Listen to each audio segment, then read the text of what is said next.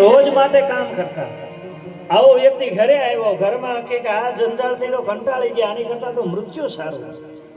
આમ કરીને જતો રહ્યો. ઘટાદાર વૃક્ષ હતો એની નીચે બેઠો. એને ખબર નહીં કે આ કલ્પ વૃક્ષ છે. એટલે ઘટાદાર વૃક્ષની નીચે હતાશ થયેલો માણસ બેઠો. બાજુમાં સરસ મજાનું એ જળ પીધું અને થોડો સમય બેઠો એટલે મનની અંદર એવો વિચાર કર્યો કે ઘરમાં કેટલો બધો હું કંટાળેલો હતો, આપઘાત કરવા માટે હું તૈયાર થઈ ગયો.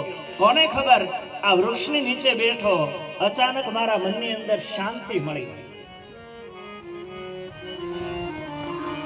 હવે સરસ મજાનું શુદ્ધ અને પવિત્ર જળ મળી જાય ને તો આનંદ આવી જાય. હજી એટલી કલ્પના કરી ત્યાં તો ચાંદીના પાત્રમાં સરસ મજાનું શુદ્ધ જળ પ્રાપ્ત થયું.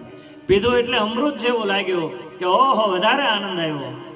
વળી મનમાં વિચાર કર્યો કે સવારનો ભૂખ્યો છું, ઘરે આવ્યો તો જમવાની બદલે કંકાસ ચાલુ થયો.